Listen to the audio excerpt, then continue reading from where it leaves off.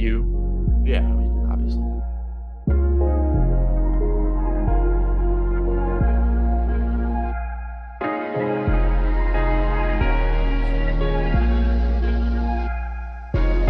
And we are live. Welcome to the MLB Deeper Dive. It is Thursday, July 7th. I am Josh Engleman. I am joined by Adam Scherer. We are brought to you by Odd Shopper.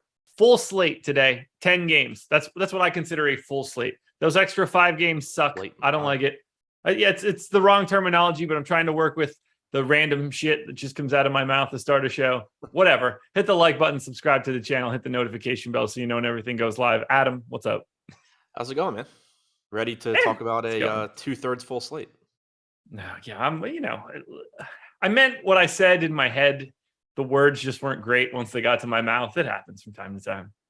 What are we going to do? It's a Thursday. Nobody gives a shit. I'm excited to break this slate down. There are a couple of things that immediately jump out to me that I see slightly differently than the public, so I'm anxious to hear your thoughts. I have not talked about this slate yet today. You have, so people will already know your answers to a degree. I do not know those answers. I'm ready to talk about it, though. Are you? Oh, how did yesterday go for you? Actually broke even, which was surprising because I had like 80-something% Javier. He sucked. I had like 65% Nola. He wasn't that good either. I lost my 1K head-to-head to the guy that mini-stacked the Royals, so that didn't help. But I basically just ended up breaking even because I played Tampa Bay and New York, and I think mostly those two, in the 4-max, so where everybody played the Dodgers. So I certainly helps to have the Yankees yesterday. Yeah. Well, let's see if you won any of these teams. Oh, go ahead. No, so I had a lot of the Yankees. I had a ton of Boston, which didn't work out. And then I ended up with a decent amount of Tampa Bay because their ownership dropped in like the final ownership update. So I ended up getting a bunch of them. Gotcha. Well, let's see if you have these teams. That was the line I was going with. Orioles and Angels. This game's basically a coin flip. And by the way, I don't know if we have it yet, but I don't know. We don't have a Pirates line yet. We didn't have a starter at one point in time. We'll see if we actually get that as we work our way through this slate. Orioles and Angels, coin flip game. Jordan Lyles going for Baltimore. Chase Silseth going for the Angels. That is really difficult to say. Lyles, like 5% owned, seems whatever. I'm slightly more interested in Silseth at 1% ownership, but I'm not really advocating for anything here. Yeah, same boat. Silseth's cheap enough where if you need a cheap SP2, I think he's talented enough where you could take some shots on him.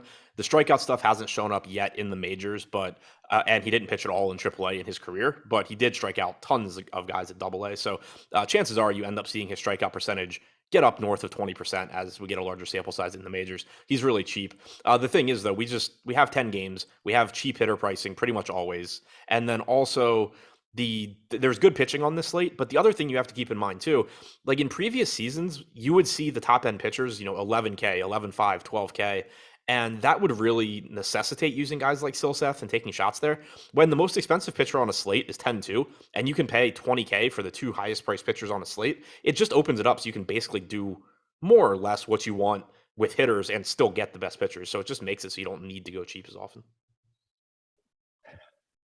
When I look at offenses in this game, we certainly have at least a little bit to talk about on the Angels side. They are 6th in aggregate. I wanted to talk about basketball before we get to the Angels. Really? Yeah. I mean, so would I. You see it in chat? I see dear baby Jesus, can we please keep on track today? Yeah, I took it to mean. Do you want to talk about I would rather talk about basketball for sure. But there's not a lot to talk about in the NBA right now. No, just people overreacting to Chet Holmgren. I mean, the Wizards' contract to Bradley Beal was really, really egregious. Oh, yeah. Real bad. No justification for that. Who are you bidding against with all of that extra fluff? There was an article in The Athletic today about how maybe Beal actually had leverage or something. I haven't read the article. I don't know what the reasoning could have been.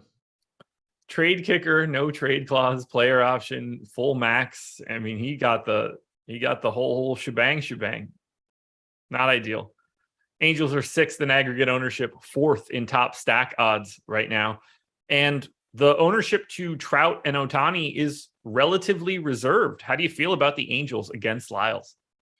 I think they look pretty good. Like it's always tough to go really heavy on the Angels because their lineup is so bad outside of four guys, but those four guys are really good, particularly Trout, Ohtani, Ward. Walsh has power from the left side. He's relatively inexpensive.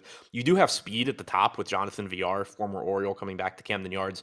Not a great hitter, but does have speed. So I do like the Angels here, and they aren't getting a ton of ownership, which is nice. Right now we have them at like 9%, but they're also a team that typically that's going to be a little bit misleading just because Trout and Ohtani are always going to pull ownership. So the way things look right now, I do like the Angels here. Okay. Yeah, I mean, Trout, Ohtani, fine. VR, fine. I go 1 through 6 pretty easily, no problems. And then once you get to 7, 8, 9, you're getting guys that are the flat 2K. So I don't really care who I end up with generally in those situations. How do you feel about your Orioles? So the matchup with Silseth, I think, is fine. He hasn't been great through his limited time in the majors so far. Like I said, his AA numbers were good, but that is AA. He's allowed, in a very limited sample, a 307 expected ISO to lefties, 157 to righties. Baltimore's lineup is back to full strength. You have Mountcastle in, you have Hayes in, Rutschman's hitting 6th again. So I like 1 through 6. And then, if you just end up getting to some Odor or Mateo or whatever, that's fine. But both of these teams, I just think, are in spots a little bit better than the field seems to be giving them credit for. I'm mostly neutral on Baltimore. I don't have too much to add. They're getting no ownership to speak of. So I'm definitely more interested than what that shows. I just don't know if that's going to end up mattering at all. Interesting game, though, nonetheless. Agreed. Anything else here? There are no Trout, Ohtani as cash options, I guess. Yeah, Trout, Ohtani are fine. That's, I assume, all that you would be looking at. One other thing with the Orioles, ownership-wise, one reason that they're not getting more ownership is that they are expensive. Like every hitter 1 through 6 is at least 4K for the Orioles. So that's a nice little change of pace because they are a team that, not that they ever like pull a lot more ownership than we project, but a lot of times it's just like they always have some ownership because they're so cheap. At these prices, I think you can legitimately be getting like 2% owned Orioles. To the Red Sox and Yankees we go. 4-run implied total for Boston, 5 for the Yankees. It's Josh Winkowski and Garrett Cole. Winkowski not getting any love in this one. Cole, on the other hand, is $10,200, most expensive pitcher on the slate by $400. He's $10,900 on FanDuel, where he's 12% owned.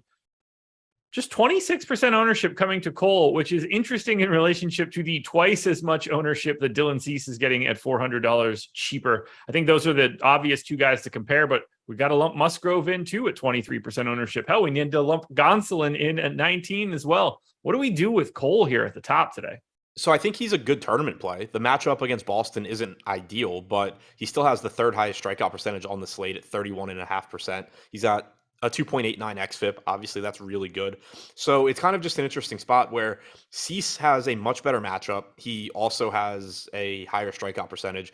I understand why he's getting more ownership. I understand why Spencer Strider is getting more ownership at a discount with a higher strikeout percentage, even in a tough matchup against St. Louis. I think that Cole and Musgrove are kind of in the same category where their matchups are less than ideal, but there are still some strikeouts in the San Francisco lineup for Musgrove. Cole himself is just a strikeout machine. So the upside's certainly there. I think that the ownership gap's probably bigger than it should be between Cease and Cole. Yeah, felt a little bit too aggressive. I think the ownership for Musgrove makes sense. I think Cease and Cole are actually like the two guys. Because I think they are the two best options. I'm surprised that gap is as big. And then Strider at 8,500 just isn't priced correctly, but we'll definitely get to him. Do you have any interest in Winkowski at all? No. Okay. Not great strikeout stuff. He's done a good job of keeping the ball on the ground. He has like a 3.66 xFIP. All of that's fine, but it doesn't really translate to DFS success. He's facing the Yankees, even though it is a watered-down lineup, and he's not exactly cheap. Jeff Hoffman starting for the Reds. Oh, boy. Former top prospect. High-level draft pick. Yeah, Troy Tulowitzki trade, right? Oh, shit, I don't even know anymore. I'm pretty sure the Blue Jays sent him to the Rockies for Tulo. I trust you. I'll trust you. Let's talk bats. And we'll start with the crown jewel of yesterday's slate, and that was the New York Yankees. They are 3rd in aggregate ownership today, 2nd in top stack. They are number 1 in our stack score because they're not all that expensive. I see no reason to not at least want to get to a decent chunk of the Yankees. Whether or not you think there's too much ownership there is a different question, but Yanks look good. Yeah, they do. I'm not quite as high on them now as I was this morning, and that's just Okay. because you don't have Aaron Judge and you don't have Anthony Rizzo, so the lineup isn't going to look quite as good. I mentioned that was Winkowski has done a good job keeping the ball on the ground, but he's still an unproven major league pitcher. He's not any sort of real top prospect, and you're still facing a pretty good Yankees team. So I like the Yankees here still. They do get a little bit cheaper as a result of Judge being out as well, so part of what you lose in upside, you do make up for in value. So I understand why they're getting the ownership, but at the same time, they did lose two really important players. I think it's worth noting Matt Carpenter's been hitting the absolute hell out of the ball. I don't know how long that lasts. It's really bizarre to see, but he's cheap and has been ridiculously good so far. Just for future reference, Jeff Hoffman is strictly out of the bullpen at this point. So yeah, not interesting. He's also what about the Red Sox side? Clearly getting no ownership. They might as well be dead last going up against Cole. Can you justify going to Boston just because of talent? Sort of. Like, I think anytime you talk about the hitters on the Red Sox roster, you can justify it. Like, you're never wrong for playing Rafael Devers or JD Martinez or Bogarts. But on this slate, I still have a really difficult time wanting to take guys against Garrett Cole when there's a lot of just bad pitching here. I can't really disagree with you there. There's not too much else to talk about. What do you like from a cash perspective on the Yankee side? Possibly Carpenter or Donaldson. Maybe Torres. He could probably sneak in there. Yeah. Yeah, 4K Torres works. Carpenter's obviously easy to get to. LeMahieu too expensive, probably. Anything else in this one? Nope. Alrighty. Let's talk schedule for the rest of the day. This one's pretty easy.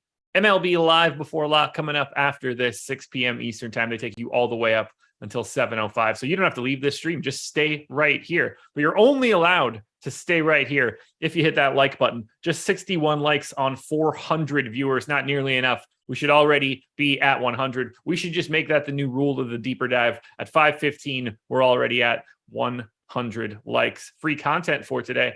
MLB player projections. If you're watching this show, this is probably the most important thing for you. I assume you're looking to look at projections, and you can do that. Go to Stokastic.com to check out the projections. Mets and Marlins. 4.6 run implied total for the Mets, 3.5 for the Marlins. Trevor Williams and Daniel Castano going in this one for the Mets and Marlins, respectively. No real ownership here. Trevor Williams is getting a little bit, nothing to write home about. Although I guess on this slate, there are 5 guys that get real ownership, and then everybody just sort of has 0 to nothing. What do you want to do with Trevor Williams? I do think he's a little bit interesting here because you don't have Jazz Chisholm for the Marlins, and you do have 6 right-handed bats in this lineup. So far this season, Williams has struck out 32% of righties. If you go back to the start of last year, he's at 27.1%. So it is a decent lineup for him to face. I just really don't know how often you're going to need that cheap SP2, but I do like the way this lineup sets up for him. Okay. I'm guessing you don't have any real interest in Castano. No, I don't. Then let's talk about the Mets, I guess. 13th in aggregate ownership, 1 spot ahead of the Marlins. 7th, though, in our top stack tool.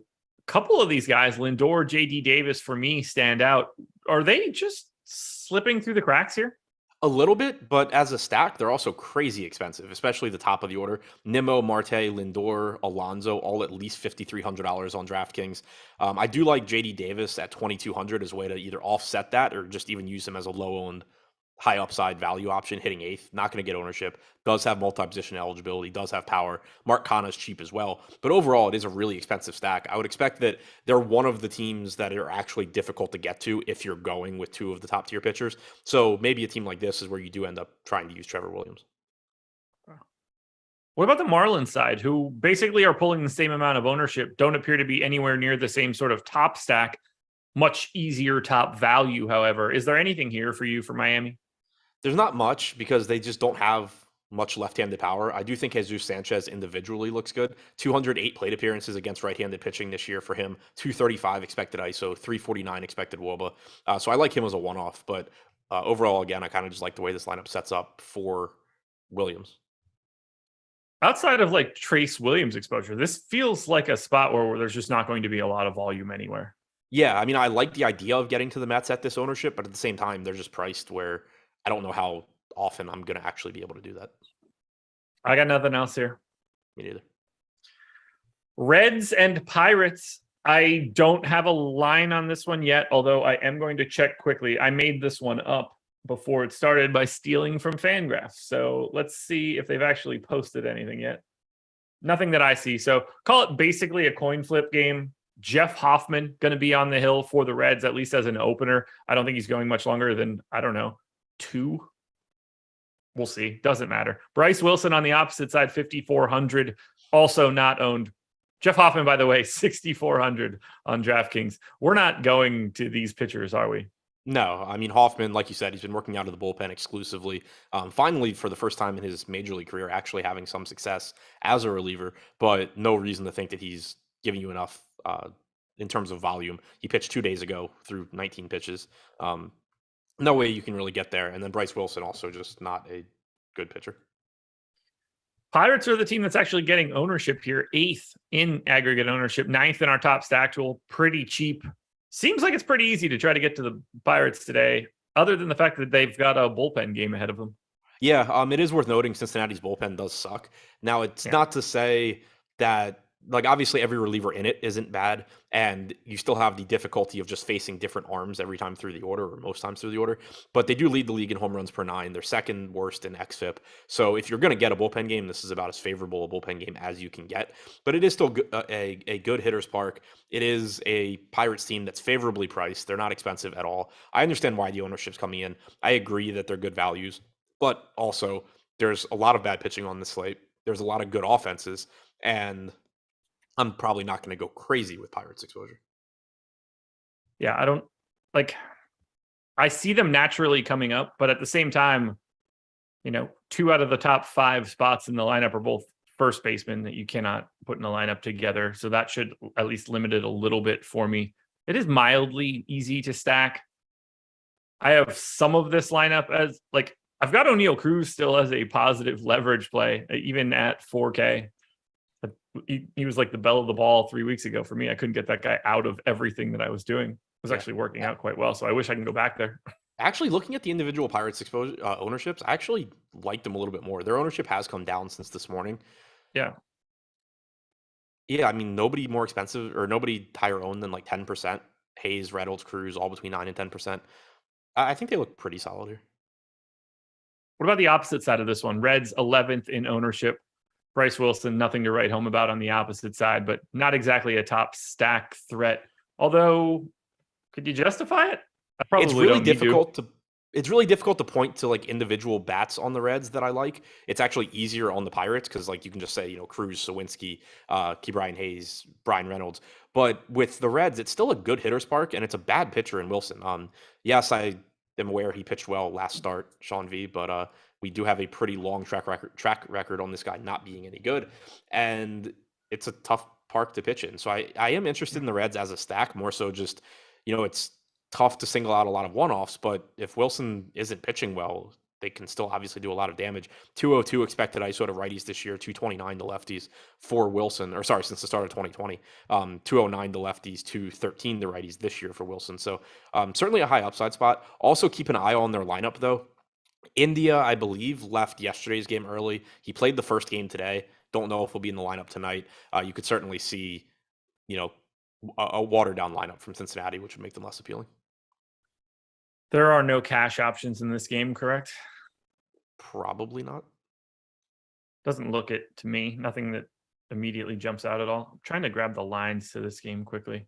Wanted to look at something. Oh, I added that column. Shit, I can't do what I'm talking through. So skip that plan. I kind of like the over for this game, and I wanted to talk through it, but it's not important right now. There's not a line. Huh? There's not a line. Right? I thought I just saw that there was 9. Did you not hear me? Oh no, I thought you said you were looking for the line. Maybe you said 9. It's up to 9.5 now. Okay. Shaded to the under a little bit, but yeah. Reds are minus 135. Sorry, I thought I said out loud that the line was 9. My bad. I can see how that's confusing. Braves and Cardinals. 5.6 run implied total for the Braves, 3.7 for the Cards. Spencer Strider and Matthew Liberator. Would I be right there? I don't know that one. I meant to look it up after this morning and I forgot. I'm gonna go with Liberator. That'll work for me. I I'm feel not gonna really roster confident him. it's not that, but I'm not sure what it is. I think I'm in the ballpark. I don't know if there's an accent mark on the E at the end. That's gonna be my only hang up. Libratari. Yeah, if I sound like you when I say that, it's going to be worse. So 43% ownership to Spencer Strider right now at 8,500. Clearly not priced enough today, but not the best matchup against the Cardinals. How are you managing 40-something% ownership to Strider? The salary negates a lot of the risk. Like the Cardinals are a very difficult matchup. They don't strike out a lot. They have a lot of good hitters. The only thing that normally would be working in Strider's favor is that they are right-handed heavy, but tonight they actually have 4 lefties out there as well, though that means Lars Nootbaar and Connor Capel are in the lineup, so not the best lefties. But the price tag just negates a lot of this risk at 8,500 for Strider. You're talking about the highest strikeout percentage on the slate at 37.7%, 2.52 xFIP, $8,500. This is a 10K pitcher in terms of talent and what he's done this year. When you knock him down to 8,500, it kind of makes who he's facing not that important. So it really just comes down to the fact that he's 40-something% owned. It is still a difficult matchup. He's getting a lot of ownership, but I don't really see an easy way to just get away from Strider given his price tag. Most likely one of the 2 cash options today, just because of that price tag. I would think it's him and Cease. And Cease? Yeah. So would I. Let me just grab this. We had ownership 5 minutes ago, so just in case you wanted to update there as well. Grabbing the updated ownership. Yeah, Strider at 44% now. Cole and Cease still with a pretty sizable gap. To comment on somebody in chat said that they don't love Strider anymore because there's a lot of lefties, and last time that happened, he got smashed by the Giants. Against lefties this year, he has a 34.9% strikeout percentage, 281 expected WOBA, 154 expected ISO. Like, he's not as good against lefties. He's still elite against lefties. We're going to have to talk about the Braves bats. This combination of Braves plus Strider probably going to be really popular today. Braves are the #1 stack on the board. 5.6 run implied total is 0.6 of a run higher than any other team. They are #1 in ownership. They're not even crazy expensive given the guys that do have the big price tags. They're only 12th in top value. That's not as bad as it could be on a 20-team slate. Are the Braves the top stack to you? Yeah, I think so, but I also think that they're going a bit over-owned compared to some of these other teams. They're clearly in a good spot. They have a lot of power in their lineup. They're reasonably priced, as you said. Acuna, Swanson, Riley are relatively expensive, but that's it. I'm just kind of surprised that they're getting so much more ownership than some of these other teams, given that Matthew is at least a well-regarded prospect for the Cardinals. He hasn't had much success in his limited time in the majors so far, but you're only talking about 5 starts, 20 and 2/3 innings pitched.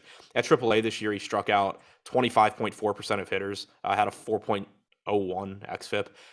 He's a top 100 prospect in baseball. It's kind of just surprising to me that the Braves are getting treated like they're facing a random scrub. I don't really know what to make of it. Like, I think they're a little heavy in ownership. It's mostly Acuna that's the real problem. Liberator. But I do have everybody like a hair ahead of, or a hair below their current expected ownership. I do have them though pretty sizably ahead of everybody else on this slate. Yeah, I think that's fair. The other issue I think you run into is it's just kind of difficult to stack this team with low-owned guys. The only players projected for less than 10% ownership are Ozuna, Arcia, and Harris. Everybody else is 10 to 15%. Acuna is 21. So that's one concern, is like if you're putting together the 5 guys, like 5 of the guys you really want to get to, you're eating a lot of ownership there. And it probably would mean that, like, if I'm stacking those guys, I'm not going to also want Cease and Strider, probably. That's fair. Did you hear me on the pronunciation according to the MLB guide? No. Liberator.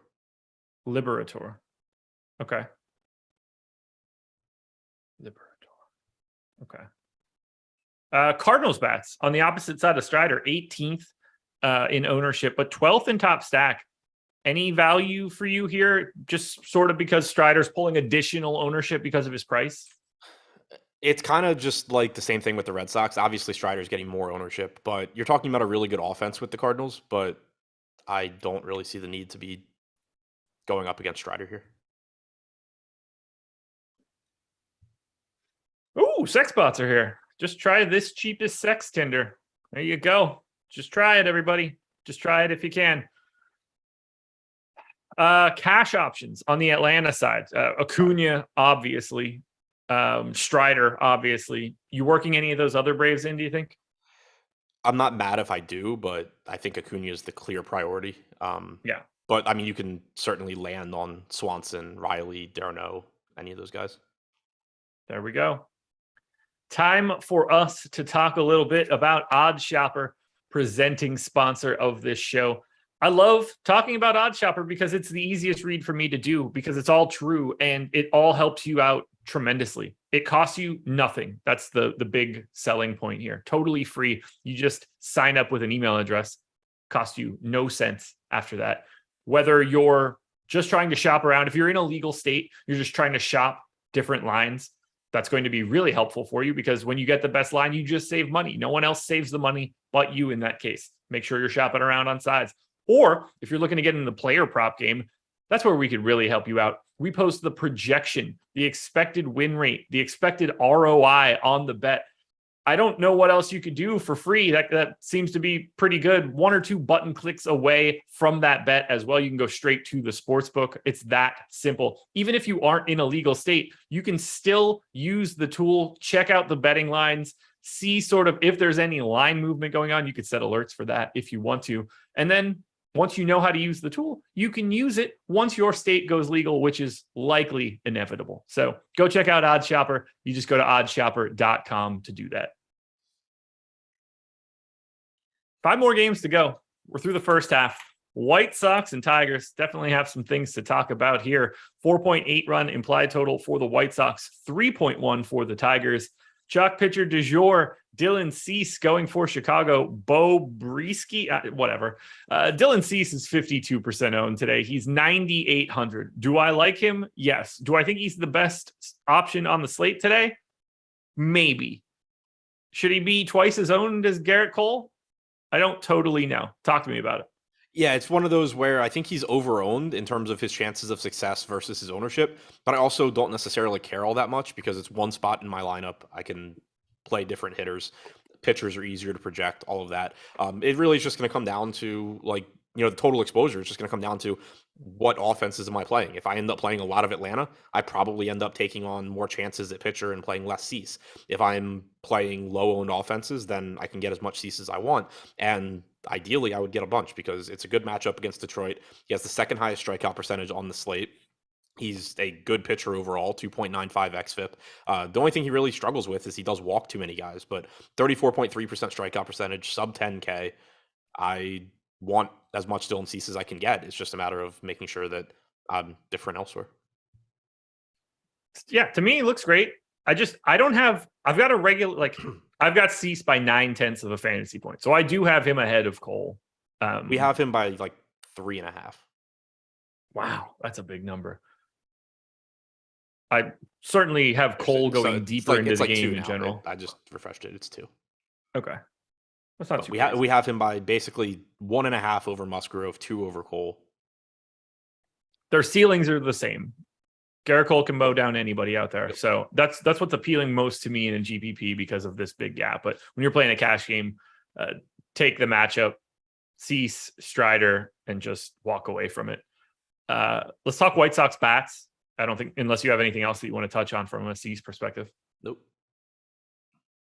5th in aggregate ownership, 6th in top stack, but also 6th in value. These guys look pretty much appropriately owned. They're not that hard to get to. It's not the cleanest stack in the world. A lot of outfielders at the top, but I think Chicago looks fine mostly because the Tigers aren't good. Yeah, I'm kind of disappointed their ownership came up from this morning because I do like this spot for them. Bo Brisky has not been good this year. 15.4% strikeout percentage to righties, 327 expected ISO, 255 actual ISO, 176 expected ISO to lefties with a 16% strikeout percentage. You have a healthy White Sox team now. Luis Roberts in the lineup, Tim Anderson's in the lineup, Eloy Jimenez is back in the lineup. And it's kind of interesting. I noticed it when I was looking at stacks from my tournaments play video earlier. Now the active roster on the White Sox is down to like a 100 WRC plus and like a really low ISO, but it's just because Jimenez has like 30 something or 40 plate appearances this year and has been bad. So he like single-handedly is pulling it down, I think. But we know that he's a good hitter overall. He has a ton of power. He's not getting any ownership right now. He's at 4%. Gavin Sheets at 3%. I love both of those guys as ways to differentiate within a White Sox stack. I don't have any issue with Pollock, Anderson, Robert being double-digit ownership, hitting at the top of the order either. So I still think this is a team where it's just going to be a little bit easier to get to them, even though they are relatively popular. I think that as a full stack, you can pretty easily make a relatively low-owned team. I think I'm going to have a lot more White Sox than I was anticipating when my day started. Just looking over the way that this looks right now for me, I think they're going to get bumped up later. Not thrilled about it.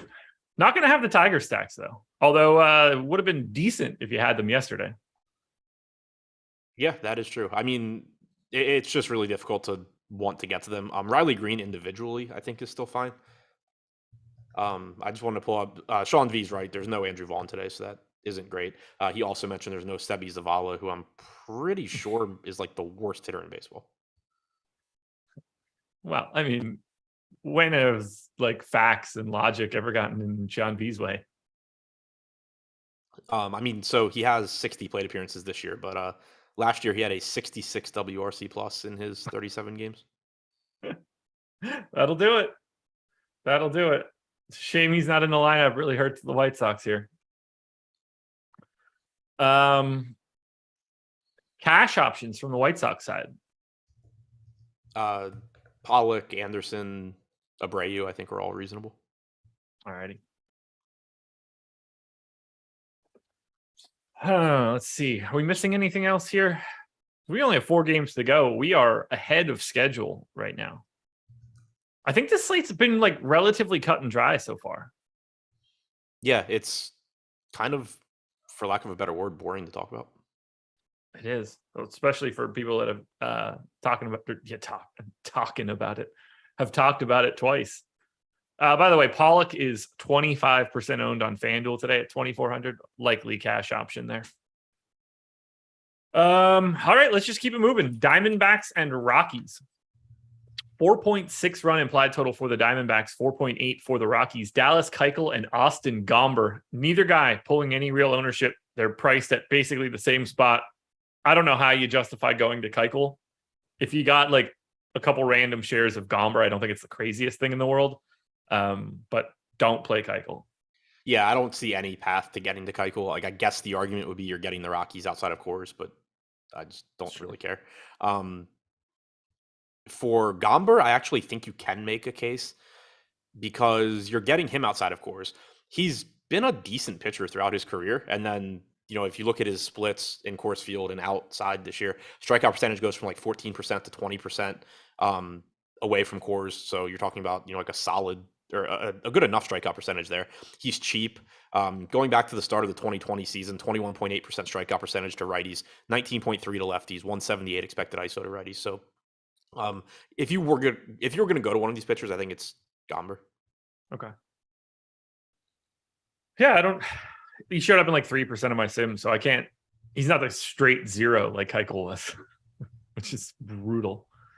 We need to talk about the Diamondbacks bats. However, there's a reason Austin Gomber's ownership is definitely low. It's because the Diamondbacks are in the second most lineups of anybody. 13% aggregate ownership, 8th in top stack, and your number one value team of the day. Jordan Luplow is 20% owned. Hummel, Marte, Kennedy, and Kelly are all basically 15%. How are you handling Arizona? This strikes me as a stack you're less interested in. Yeah, I kind of struggle with this one. I understand the value component of it, but I don't think Gomber's bad. You're getting him outside of Coors, and we just talked about that. And there is some power in the Arizona lineup, but there's not a good enough team that I really want to be getting to them at this level of ownership. I would rather go to like the Pirates, assuming they run some sort of normal lineup out there. Luplow, Kennedy, Kelly, Marte, Hummel, Walker, all projected for 10+% ownership. You can make some really highly projected teams with these guys, but the ownership's there, and I don't think it's like a can't miss spot. I certainly don't think they're a can't miss offense.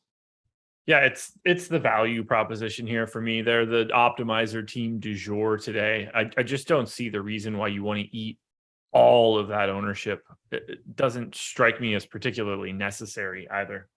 I mean, there is the problem that all of the best pitching options basically stop at 8,500. Like you're generally running pretty high from a pitching salary perspective. I just don't know how much that's actually going to matter.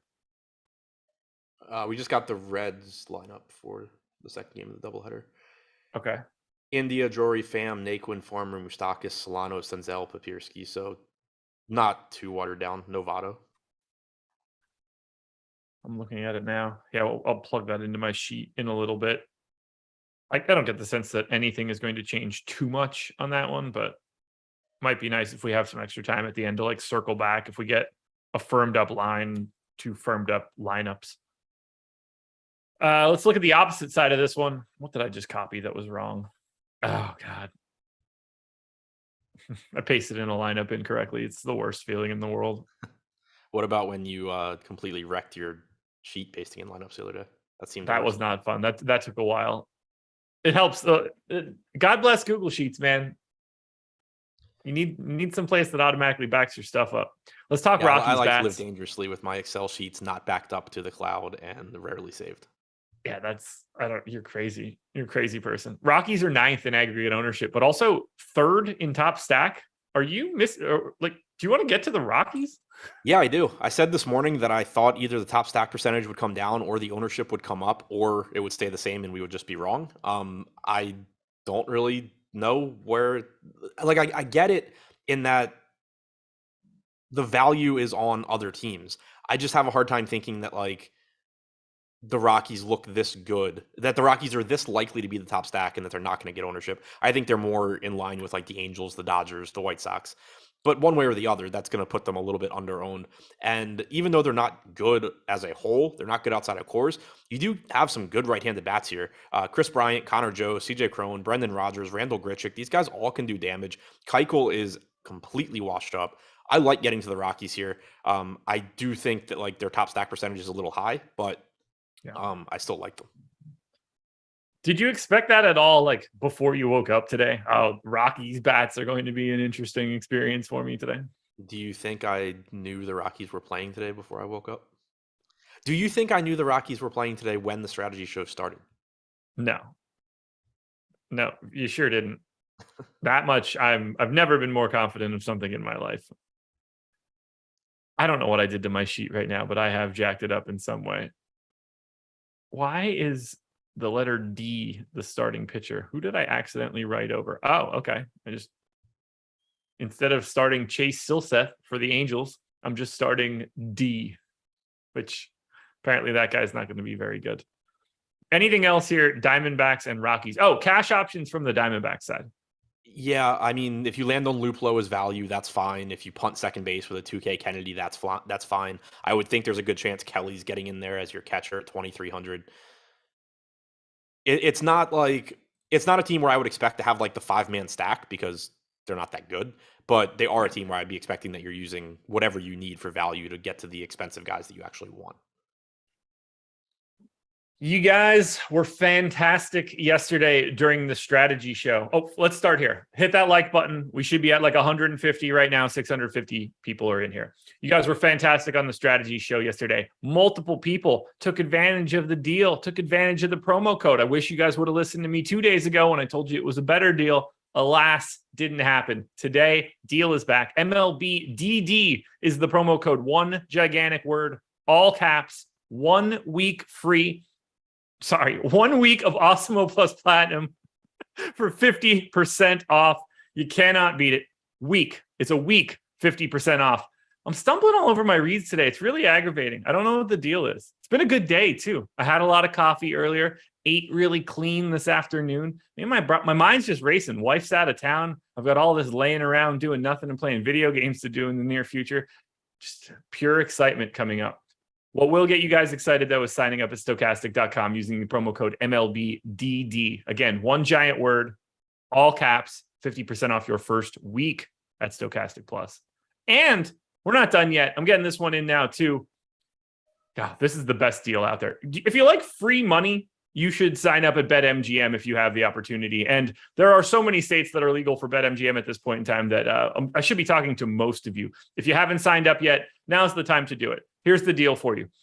If you bet $10 on any MLB money line tonight, you win $200 for free just by default. What better deal are you going to find? 200 free bucks.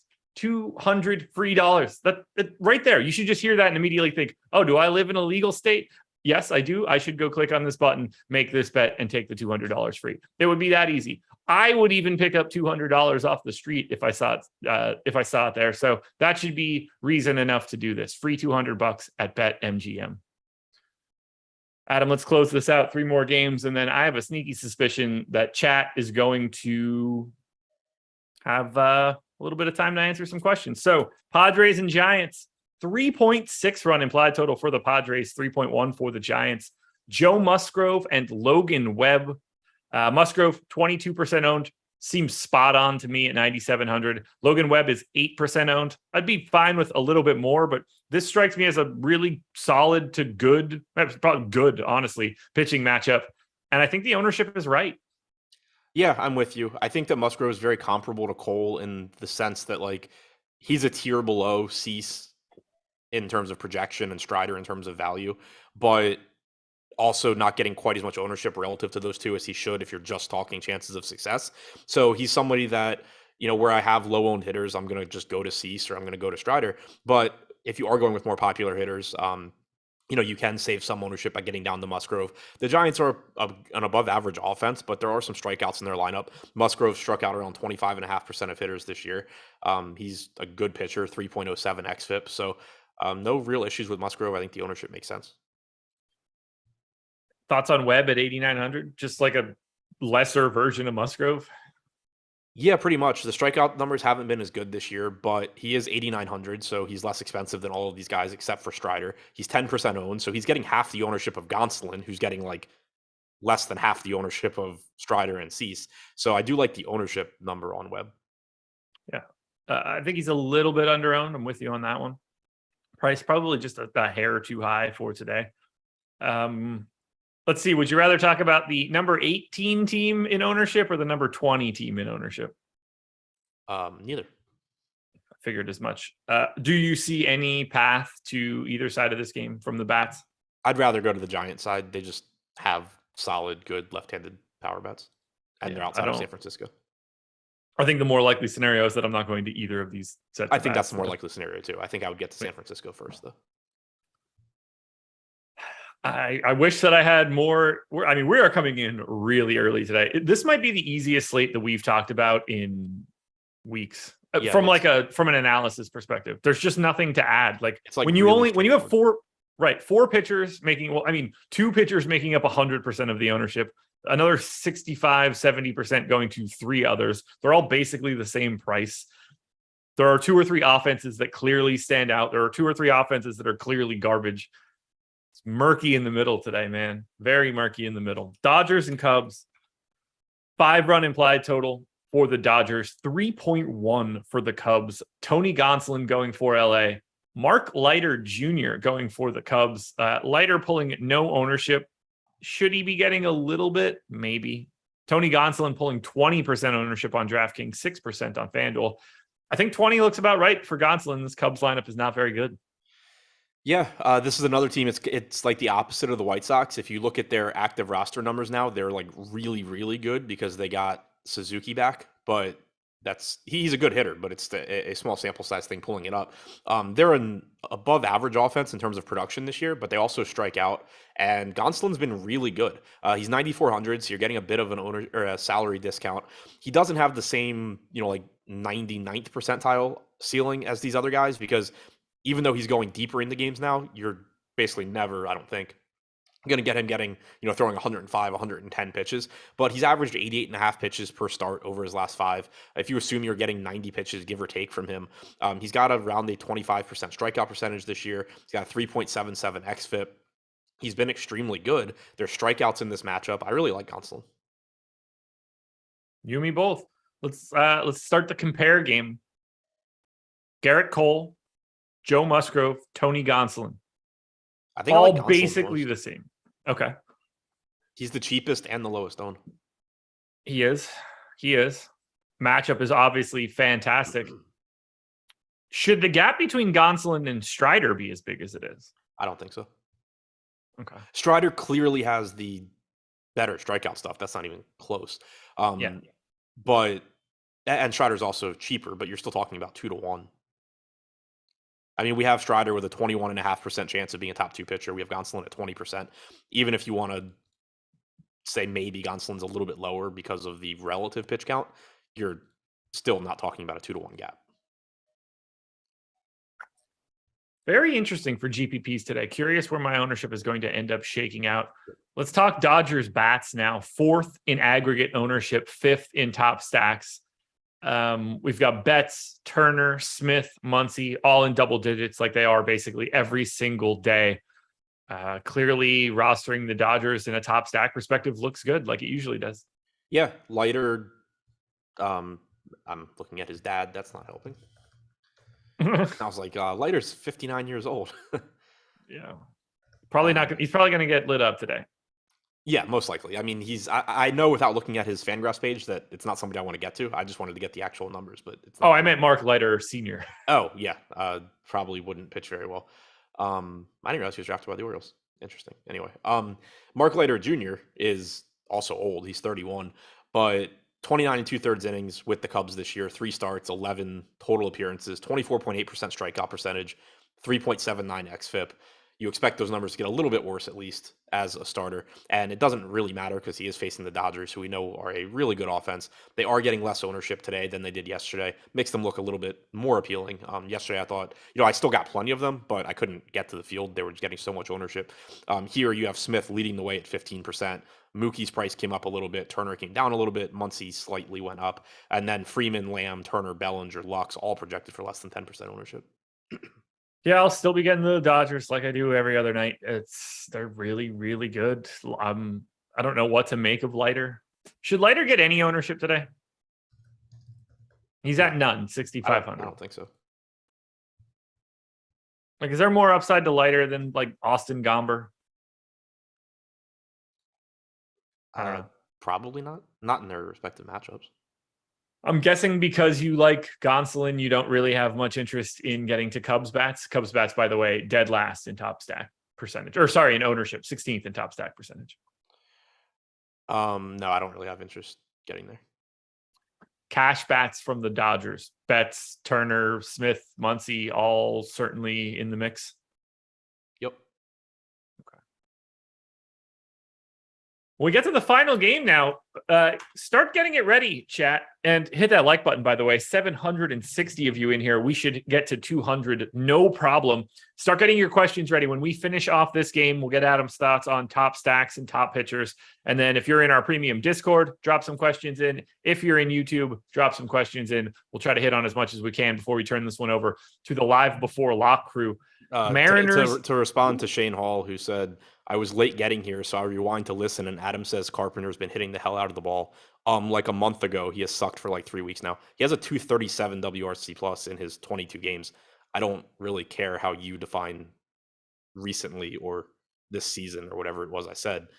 He's been hitting the hell out of the ball. There we go. And he also hit 2 home runs on Sunday or Saturday, whatever it was.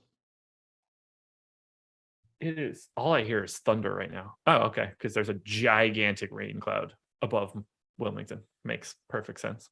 That'll do it. Yeah, I was just like, is there thunder or is there like construction trucks out there? What's going on? All right. Mariners and Blue Jays. 4-run implied total for Seattle. 4.6 for the Jays. Marco Gonzalez and Casey Lawrence going in this one. Gonzalez, no ownership. Lawrence at 6%. Flat 4K. I like Lawrence more than 6% here. I guess. I just don't know why you need him. Because I don't know. Because I think he should be owned more than 6%. He doesn't get strikeouts. You don't need the savings. He sucks. Like, I agree with you. He's underpriced. I just don't really know why I'd play him. I mean, flat 4K opens up a lot more expensive bats. But I mean, there's nothing to stop him from going like deep-ish in the game. no, he stretched out. He's just not good. But I agree with you that he's underpriced. We haven't really talked about, outside of like the Mets, we haven't talked about a team where the prices are prohibitive is the thing. Like I can't remember, other than the Mets, I can't remember a team that we've talked about where it's been like, oh well, I don't know how I would get them with Cease and Strider, or Webb, or whoever, Gonsolin, whoever you want to use from up there. That's fair. I got him. I've got a pretty rosy projection for him now. Chat's saying that he's the long man now. I don't have as rosy of a projection any longer because I don't think he goes as into the game as long. But yeah, I had him with the best projection of anyone below Strider. In terms of points? Yes. I'm going 5 1/3, 20% K rate via steamer, 4 flat FIP. Just projected as like an average pitcher that got to be priced at the absolute ass bottom of salaries. I was surprised to see it. Showed up in double the 6%. I had him in 13 and a so half. I mean, for one, I don't know how Steamer comes up with a 20% strikeout percentage for this guy, but yeah. Obviously, if he has a 20% strikeout rate, like that'll work at 5+ innings and 4K. Yeah, I'm just saying, like, he doesn't have a long track record in the majors, but he was at 19.7% in 2017. He was at 13% in 2018. He's at 16% this year in limited time. I mean, we have him at 11. We had him at 11.4, so like still underpriced, but also behind Williams and behind Gomber and behind Lyles. That is I mean, their strikeouts per 9, Steamer's at 7.66. The bat actually rest of season 8.4. Is it a lot of relief innings for Lawrence? Yeah.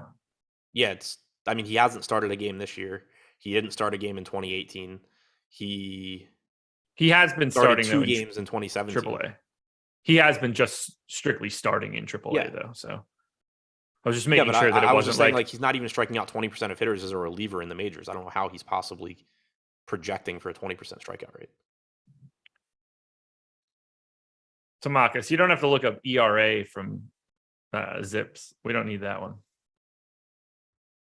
Yeah, the gap between Zips and Steamer is huge. Man, everybody's all over the place here.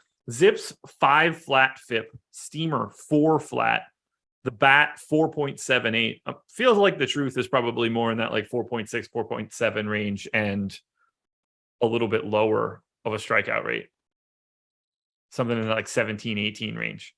But either way, I'm going to nerf him to 4 innings instead, and I'm not going to be playing much Casey Lawrence, but he was popping for me at those Steamer rates.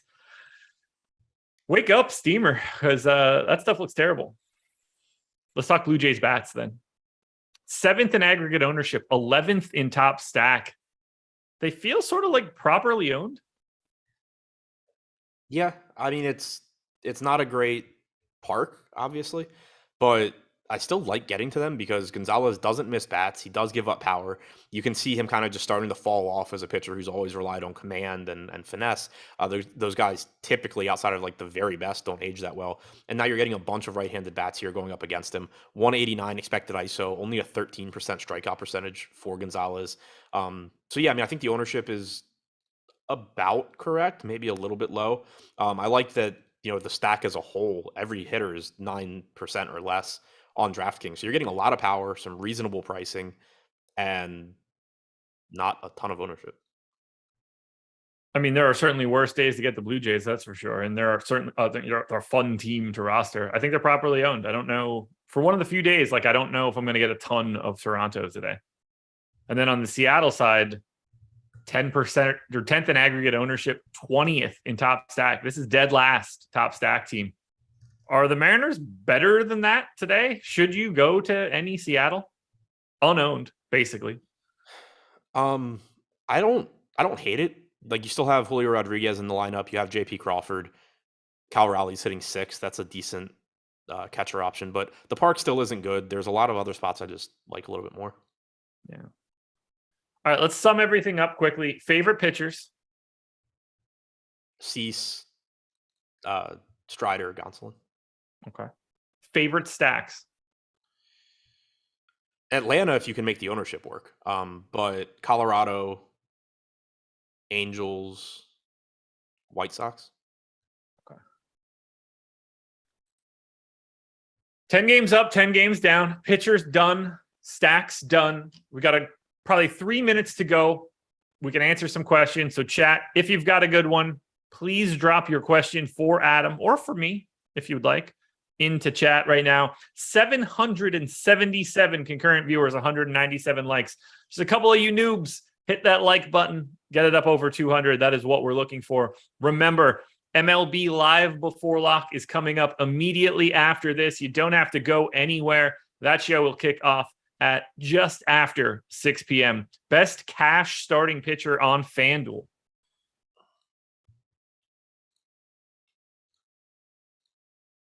Cease. I figured it was. It's Cease or Strider. It depends what the bats let you get to, but if you can, I would say Cease. I agree. Top two guys in ownership right now, 35% for Cease, 28% for Strider. Next closest pitcher isn't even in the ballpark. So any weather issues tonight? You paying attention to weather for tonight? I looked earlier and everything looked okay. I'll double check, but Yeah, didn't seem like anything I needed to pay attention to. No, everything looks good. Yeah, everything seems fine. A couple people asking, where's the tattoo? Looking like we're going to get this done when we get together for our little meetup. So, yeah, it's going to be a good time. Going to be a good time. We'll get some good content out of that one, guys. So be ready for it. What else we got going on here? Let's see. Weather issues, 777, up to 213 likes. That'll work. Favorite single entry stack for DraftKings, Adam? Not gospel here because I don't manually pick my single entry stacks, but yeah, I would say probably like the way things look right now, Colorado, Angels, one of them. There you go. Let's see. 2 minutes to go. One or two more questions here. Favorite low owned stacks, Adam? If we believe the Colorado ownership, then Colorado. The Orioles at 2%. I actually think is pretty interesting. Yeah. Homer. Yeah. Sorry. Throat. Yeah. So those two, I think. Like, if you're talking like legit low owned, I think Baltimore.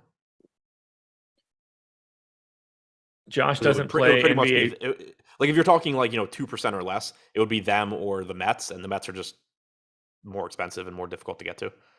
If you're talking like not one of the most popular, then Colorado.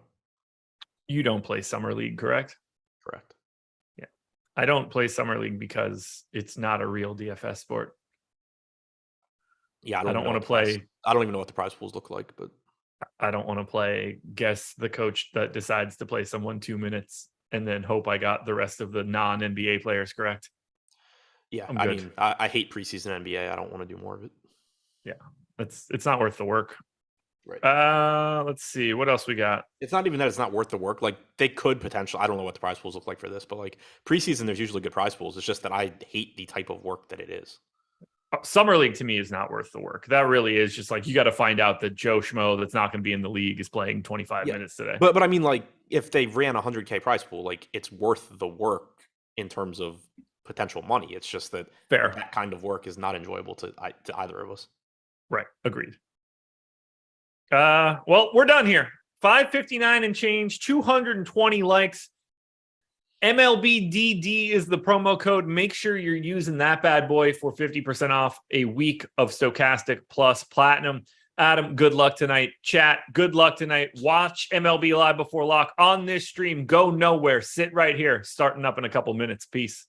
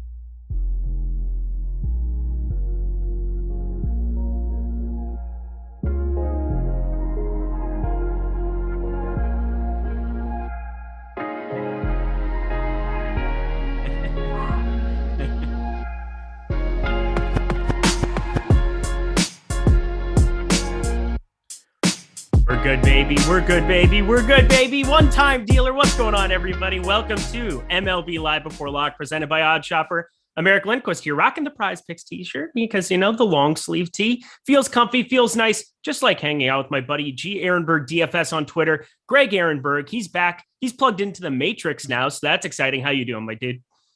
Maybe good, maybe bad. Who's to say? This seems to be whatever happened before the show. I couldn't even explain it, but technology is just like, oh, you want to get into Zoom? We're not going to let you. You think you have work to do? You think you have a show? We have other plans. But for whatever reason, it just decided after me sitting there waiting for a few minutes that it was just going to start operating as it was supposed to. So hopefully no more issues in the next 53 minutes, but I think we'll be good. Well, within the next 53 minutes, here's what I'm asking for. Of all the days, he's hit 48 home runs the last 2 days, but Kyle Schwarber, if he hits a home run, it is worth so much for me on Prize Picks that I can't even stand it. He will be up to bat at the bottom half of this sixth inning, and I need everybody to cross their fingers and their toesies. You got 10 of them. Go to town. Help me out here. Well, you've got 20 of them, math, but whatever. Doesn't matter. You've got 10 of each. You knew what I meant. He's certainly trying to. I was watching the game a little bit earlier, and he is swinging at everything today. Sure is. I know he walked before. Chasing out of the zone. Adon was just like throwing it to that corner, and I'm like, what are we swinging at here? What's going on? I think it's gotten to a point where he feels like he can hit anything because that more or less seems what he's been able to do over the last couple of weeks. So, yeah, well, also, Adon sucks. So I don't know if he was even trying to throw where he was, but he was not anywhere near the strike zone. Kyle Schwarber was like, yeah, I'm swinging at this. Yeah. And I have the fantasy score, in conjunction with it. He gets walked in the first. He's on third, 0 outs in the first, and they got nothing out of it. It was really brutal. But you know what? Nobody wants to hear me. Well, actually, no. You want to hear me sweat because I think the people enjoy when I tilt. So let's watch that at bat together. But of course, we've got 10 games to cover here for the afternoon. So I'm not gonna labor that point any longer. No more. We're ready to rock. Hit that like button though. As we get going here, I see Teddy Wayman. What's going on? Yo, Jake Swales. We've got some of the usuals in the house here. Robert Newman. Love seeing all you guys here. Get those likes up for us so that Greg can be properly appreciated. I'm always properly appreciated. But let's do this. Greg, how do you feel about the slate we're about to dive into today? Yeah, so there are some contrarian spots I like today, both at offense and pitching, which is more than could be said about yesterday. Yesterday was one of the weirdest slates of the entire season where I did the strategy show this morning. I was talking with Adam about it. Mm-hmm. I did not look at it one, and I was texting you also. I turned off the games. I didn't even pay attention past the first few innings. Like after Christian Javier was getting his ass kicked and Aaron Nola already had ejected and wasn't having a bad start. He was going okay, but he just wasn't generating strikeouts. And then he gave a couple runs and he was basically dead. I wake up and did you notice the baseball slate took forever to pay out yesterday? Yeah, because I won $8 yesterday because the Dodgers sucked. That's the only reason that I made I thought I was going to lose every dollar that I put into play yesterday. So I ended up doing okay on the slate because my single entry team, which also sucked, it was an Orioles stack, but because it was still better than the Dodgers, I ended up coming in like 50th place in the $121 single entry with something like 80 fantasy points. It was an Orioles stack with the pitching combination of Luis Severino and Bayo, which was better than what a lot of the field played. So 80 fantasy points, that's what got you like a top 50 finish in single entry last night on DK. Larry C. Eric bragging here. Yeah, about my $8. Let me just say, I was down. Well, actually, I was up technically because, the Dodgers game started and I didn't have any of it, but I could not believe that I turned a profit on that day. I thought I was going to lose a lot of money. So you know what? Happy to move on to this page. That is Thursday. Looking forward to this slate. Let's dive in. And it starts with pitching. And oh boy. Dylan Cease is very popular. I don't even know how to preface this because he's, I think, the best pitcher on the slate. Spencer Strider, our boy, Spencer Strider, all grown up, 8,500 for DraftKings purposes, 8,600 for FanDuel purposes, where he kind of pushes Cease. But let's start with Cease going up against Detroit, worst in WRC plus, worst in ISO against right-handed pitching. They do add Riley Green at the top of it, but still, it's not like Riley Green's out there hitting home run after home run every night. How do you feel about Cease tonight? The chalk isn't going to fuck us again, is it? Oh, absolutely not. I've never seen it fail in the last two nights. So this is such a good spot for Cease. And there's always going to be recency bias afoot. I'm sure we're going to have people in the chat say like, oh, I can't play the chalk at pitcher. And yeah, I know that yesterday we saw Christian Javier get his ass kicked by the Royals. Aaron Nola, very subpar outing against the Nationals. And then we had Brian Bayo, who ended up being way more popular than I thought he was going to be. Yeah. He got knocked around by the Tampa Bay Rays as well. But this is such a good spot for Dylan Cease that this is chalk I could get behind. We'll talk about Spencer Strider, who I love Spencer Strider. I feel better about the Cease chalk than I do about the Strider chalk just because of the matchup. He's going up against the Detroit Tigers. This is the best matchup possible for right-handed starting pitchers. And Cease has some of the most upside of any pitcher going. So you compare him to the other high-end pitchers today. Joe Musgrove against the Giants, way easier matchup for Dylan Cease.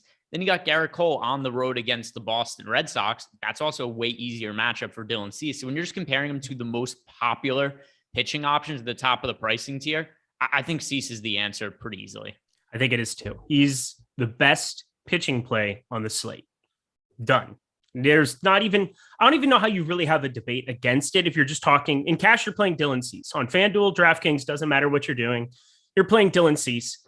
The thing is, there are other pitchers that I think have expressed upside, but I mean, he's got a top 2 pitcher percentage where a third of the time he's working out optimal. A third of the time he's working out optimal. That's kind of a ridiculous number when you're talking pitching, but that doesn't take into account the number of times that he'll finish as a top 3 or 4 pitcher, and you can still have him in a winning lineup with pretty much ease. So Dylan Cease is just very hard for me to get away from on this slate. I'm over 60% of him on DraftKings. I'm not playing FanDuel today, so I feel pretty safe in saying that Dylan Cease is going to stay my highest owned throughout this show. No questions about it. Whatever. They swept Cleveland. I do not care. It was absurd. But Garrett Cole is sitting up there at 10-2. He's never been your favorite guy. I know that for sure. Joe Musgrove's down there at 9,700. And Tony Gonsolin, who I brought it up. I put it in chat. I tuned in really, really late to the end of the last show. Tony Gonsolin, 15 starts, has not given up more than 2 earned in any single one of them. He's getting beyond 90 pitches. I'm starting to have more interest there, but I'm curious, if you're not going to roster Dylan Cease or in conjunction with Dylan Cease, who's your next favorite above 9K to get to? Yeah, it's Gonsolin. So his numbers, also, he's the least popular of the pitchers in this pricing tier, and he might be the best. And he might even be better than Dylan Cease just based on what we've seen so far this year from him. He's a good matchup against the Cubs. They do have Seiya Suzuki back in the lineup, but it's not like this is some intimidating lineup. And then you also consider that potentially Gonsolin is better than guys like Garrett Cole or Joe Musgrove. I think that to say that confidently would be incorrect. But at the worst, you look at his numbers this year and he's pitching comparably. And I certainly think we have to consider that the Cubs at home in Los Angeles is a better matchup than being on the road in Fenway against the Red Sox or Joe Musgrove being in San Diego against the San Francisco Giants. So I think Gonsolin is the best matchup of those guys. He's the cheapest and he has the least ownership. And his numbers are just outstanding this year. 1.54 ERA, 2.81 expected ERA. The strikeout upside, 24.9%. That's also pretty decent. The one thing that's maybe a little tiny bit of a concern is that he generally doesn't work crazy deep into games, but we're still seeing a pretty decent pitch count when it comes from. I love him today. I love him from a betting perspective. I've been doing the Lindy's leans, likes, and locks over on the Odd Shopper channel. Please check that out. We've got Jordan Klein behind producing, not just that show, but obviously this one. He's the best producer in the game, named Jordan Klein. And now adding to his repertoire, the old editing skills. He is the multi-faceted, always. I was about to say flaccid. That's not the right word. I don't know. I was going to say something else. Right I just like him very much. And now he's not even looking at the computer screen because he's like, Eric, stop talking. I will stop talking about you, but only because I love you. Here we go.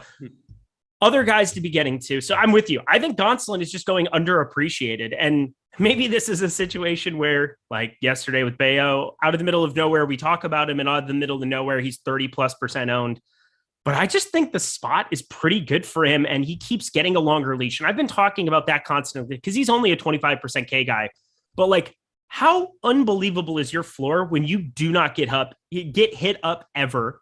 You're even a fly ball pitcher primarily, but it doesn't even matter because you're giving up such weak contact. You've got the best ERA and the best whip out of any starter in baseball. I mean, it's just one of those things where it's like, all right, if you're going to be getting mid-90s pitches going forward now, I'm all about you at this point because it's never been a question of talent, only pitch count. And yeah, Gonsolin going to be somebody that I'm massively overweight to on this slate as well. Glad to hear you feel the same way. How do you feel about Garrett Cole, Joe Musgrove, though? Because those are the last two guys up here. I want to get to more Garrett Cole than I'm getting to right now. And Joe Musgrove, it's more of just a matchup thing against San Francisco, where you get a number of these lefties that are now healthy and back in this lineup. Just a little bit more difficult sledding, I think, than the rest of the field or the rest of these expensive pitchers have. And Cease is just so standout if I'm spending up. Which one of those two do you prefer? Yeah, so of the two, I'm actually underweight to both of them. And the main reason is because, number one, I'm overweight to Dylan Cease, but then also if I'm overweight to Gonsolin, who we don't have projected to be all that popular today, Gonsolin currently projected for 18% ownership over on DK. On FanDuel, Gonsolin only projected for 6% ownership. What does it take to get overweight to the field on Gonsolin? I have to be underweight to some other pay-up options, and it's not going to be Dylan Cease.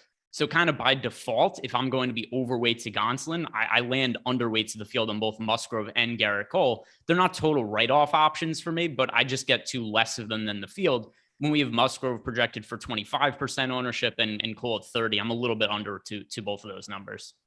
All right. I'm just fine with that. I mean, it's just one of those things where I feel like Cole is in a decent enough spot. I think we've maybe been a little bit hard on Garrett Cole this season. He's got a sub-3 ERA. He's got rated a 1 whip. And if he doesn't have these blow-up spots, I mean, you're looking at a guy who has just been stellar. Of course, it does affect what you're going to do with your bats. So I'm curious, if you're not going to play Cole, if you're not going to play Cease type lineups, what you're going to be getting to, because you can pretty much, I think. Well, I'm playing a lot of Cease. Oh, no. I mean, playing the two of them together, where it would actually prohibit you getting to certain bats. I think if you go down to, if you're starting with Gonsolin and moving down, I'm pretty much able to get to everything that I want, because there's definitely some cheapies still, even as one-offs, two mans. Arizona's super cheap. There's some pieces that I still like to get to from this slate that it's not too difficult for me to play 2 9K pitchers and then play whatever else I want. Yeah. And I mean, my most used pitching combination today is Cease and Gonsolin. And just the same talking point we've had a bunch as of late is the top tier pitchers are just not that expensive on DraftKings anymore. And FanDuel, you do have to pay a little bit more, but still, I mean, we could get Gonsolin at 10,000, Strider's 8,600. DK, you could roster what I think are the two best options for tournaments are both sub 10K. So it's not all that problematic in terms of pricing. All right. Well, let's get down to some of these cheapies. You did say that you had some contrarian options, but before we get to a contrarian option, I'd be remiss not to say Spencer Strider is a really good play, but he's going to be very, very popular. And I think people know by now my opinions when it comes to St. Louis. At the same time that I know that they're primarily lefty killers, they still have over a 100 WRC plus. And with the addition of Gorman, with the addition of Brendan Donovan, and then there's two other lefties that do exist in this lineup. It's not that they're going to be guys that are going to knock up Spencer Strider, but it's definitely going to limit, I think, what his ceiling could be a little bit more. I mean, he's still striking out well north of 30% lefties, don't get me wrong, but it is really, really hot, really, really humid in Atlanta today, and there's potential there. How are you feeling about super chalk Spencer Strider, our boy? It's too much ownership, and it's really more than anything else to do with the matchup for me, because Strider's been, ridiculous. He's been as good as you could possibly be for a rookie starting pitcher. And, he's getting close to being the betting favorite to win the National League Rookie of the Year award, but he's going to be in nearly half of the field's lineups on DraftKings. And he's going up against the Cardinals, a team that just doesn't strike out a whole bunch. And then same thing over on FanDuel, a single pitcher site. He's projected for 27% ownership. So could you make a case that 8,600 is a little bit too cheap for Spencer Strider when he's nearly a 40% K rate? Absolutely. But it's too much ownership in this particular matchup. I think there's a lot more risk involved than what the field is making it out to be based on the amount that they're rostering Strider. So there's a lot of options in this high end of the pricing tier. I think Strider is certainly somebody to get to, but not as much as the field. So he's somebody to short. Yeah, I'm with you. It's going to be tough to get to around 45%. He's very, very chalky. I will say on Prize Picks today, he's got a 36.5 number, and I've been contemplating whether or not I want to take the under of that. It's FanDuel scoring. We haven't projected around 32.5. And I've been thinking about taking the under on it. I might add it to a couple of my cards here because Again, I'm going to be short on him in DFS, so it makes sense. Why not just take the prop underneath as well? Double dip. I always feel weird when I'm going to take the under on a player like yesterday, where Christian Javier, I loved the under of 41.5 for him over there yesterday and recommended it. I was like, it kind of feels weird because I think I'm going to play him in DFS. Luckily, ended up a little bit lower on him than I was anticipating, but still had a lot of him and it did not go well. But we continue on, my friend. Now we open it up.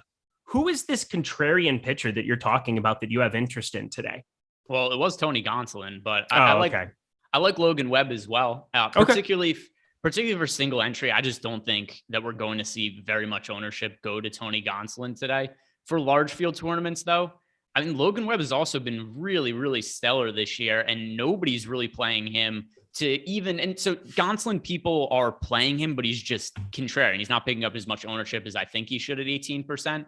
Logan Webb's only projected for 8% ownership against the Padres, and Webb's also been really, really solid this year. So, and he also got off to a slow start. So if you look at his numbers, you also have to take into account that he's been better lately than he was at the start of the year. And overall, 3.13 ERA, 3.35 expected ERA. His strikeouts are down from last year, 21.7% compared to 26.5%. But the last I looked at his swinging strike rate, it wasn't down in any kind of really crazy way that was concerning. Scrolling through Fangraphs to bring it up right now.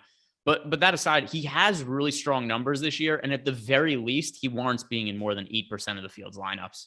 Just fine with that. Yeah, I'm just fine with that. Logan Webb's a really, really good pitcher. He's been better of late. As you said, I will say the last 2 years have been kind of wonky starts for pitchers at the beginning of the season. You never really know what you're going to get.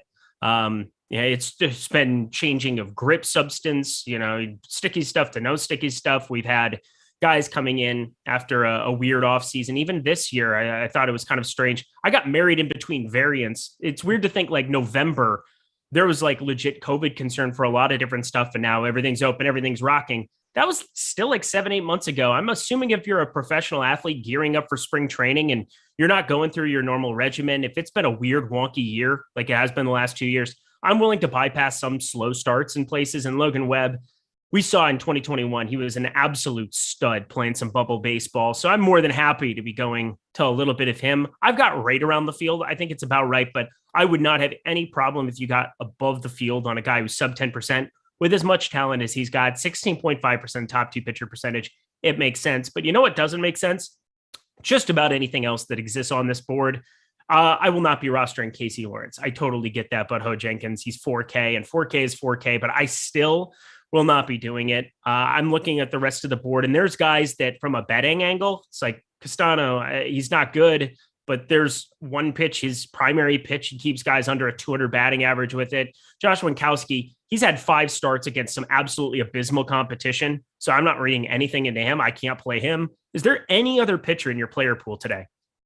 So you could make a case for Casey Lawrence just based on price point, and he's going to be coming out of the bullpen, but I'm not too concerned about it because his last 2 times that he's come out of the bullpen for long relief appearances, he pitched 4 innings against the Yankees and 5 2/3 innings against the Rays. So I still think we're getting somewhere around 5 innings from Casey Lawrence at his price.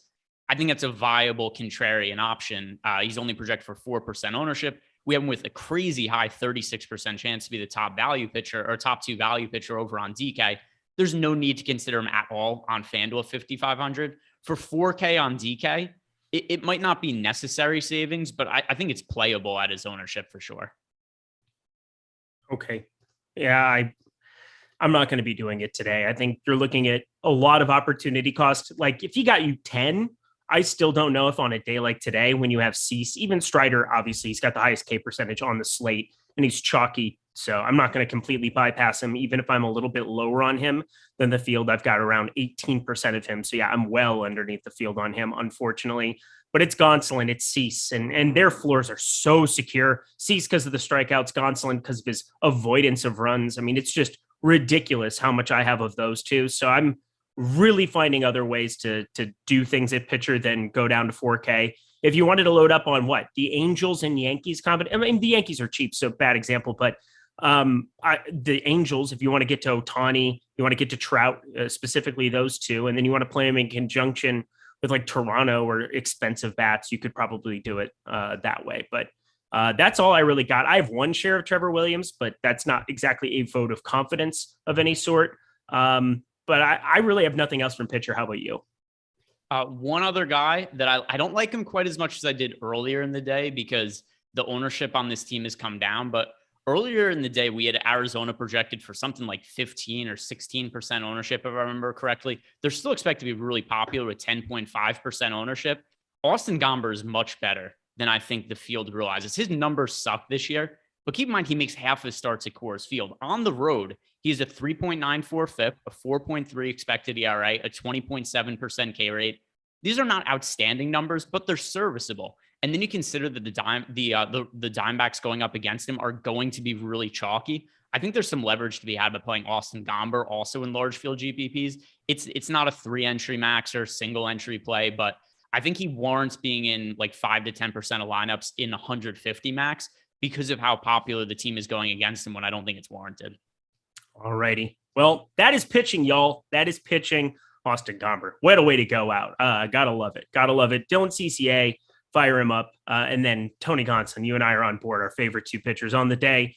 But my favorite piece of recommendation I have for you today has nothing to do with what we're talking about on this show in terms of projections, which are free. Check those out right on the screen. Jordan Klein, keeping everybody apprised of what's going on. MLB Player Projections, completely free. But if you want to check out everything behind the paywall, the top pitchers tool I just talked about, the top stacks tool, the top batters tool, which could not be cooler. I'm telling you, Sean's on an amazing job with the work there. If you want to check out all the information for the Open Championship next week, if you want to check out F1 and NASCAR every single weekend, if you want to check out MMA, which have had unbelievable contests of late, you want to get Stokastic Plus right now. And here's how you do it. You use promo code MLB Live. Look at it on the screen. All one word, all caps, MLB Live to sign up and get 50% off your first week of Stokastic Plus.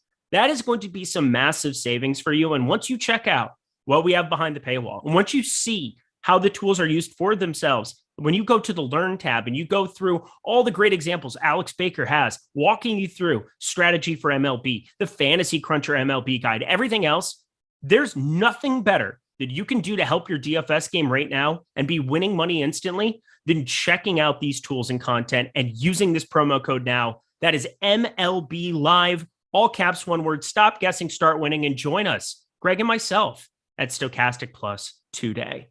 Cool. We're going to go over to the stacks portion of the program. And yes, this is behind the paywall today. So I'm not going to give you all the details of all the things. I want you guys to check that out for yourself with that MLB Live promo code. But your single entry today, Greg, who is your team of the day for it? Yeah, I am currently siding with the Colorado Rockies. And you know what's unfortunate last night is when you and I were going through some of the single entry stuff, and I was going through, and it's also in hindsight, it's really easy to be on the right team because we make a lot of builds and it's easy to go back. But the final two teams I was considering last night were the Yankees and the Orioles. Turned out the Yankees would have been a far better choice than what the Orioles were. Slightly. It just so happens to be. But yesterday, there was really a lot of teams I was waffling through. Today, I find it to be a lot easier. Dallas Keuchel is pitching. He's going up against the Colorado Rockies. The Rockies are a bad offense on the road, but they're better against lefties than are against righties. I do not think Dallas Keuchel can reliably get out big league pitching at this point in his career. And the Rockies have pretty modest 4% ownership. It's weird to me that the Rockies are getting 4% ownership against Dallas Keuchel when we currently are getting the Arizona Diamondbacks projected for 10% ownership against Austin Gomber. I think this is a way better spot for the Rockies than it is for the Diamondbacks. So I'm assuming based on this data that the Rockies are going to be fairly unowned in single entry. And anytime I get an unknown team against Dallas Keuchel at this point in his career, it's something I'd like to invest in. I get it. Dallas Keuchel's horrendous. He might be the worst active pitcher in baseball, not named Spencer Watkins. Spencer with an Kikuchi. S. You say Kikuchi is the worst. I'm totally going to back you on that one. I'll go with that. Guy is over an 80 or a 2.11 whip here on the season. And then, Colorado. But I was watching a lot of that game. He did have a spot where there was a spot where he got a run, like when a pitcher gets a fly ball that somebody obviously should have caught, and it definitely didn't hit the glove. And then all of a sudden it turns into earned runs. He actually had that happen to him, but I'm not trying to admonish the fact that he was terrible. I'm not trying to say that he wasn't, because he is, but it should have been more like 2 earned runs, 3 earned runs in that spot against Colorado. He faces the same team back to back here. There is no Blackman in the lineup, which kind of sucks. Like, I know it's against a lefty, but it is kind of what it is. I just don't really like a lot of these Colorado righties. And I do think they end up a little bit more popular than we have. I know Adam was talking about them at the very tail end of that show, saying that it was the team he would want to get to a lot. He's like, well, I can't believe people wouldn't go there. I think people are going to go there. I mean, Connor Joe, Chris Bryant, Grichuk, even in the 6 hole there. Iglesias, he went yard against the Dodgers. His only 2 home runs of the season have been against the Los Angeles Dodgers. Pretty weird. But that's just not a lot of power there. Brendan Rodgers now, my arch nemesis, 3 of his home runs in the exact same game out of his 8 for the season.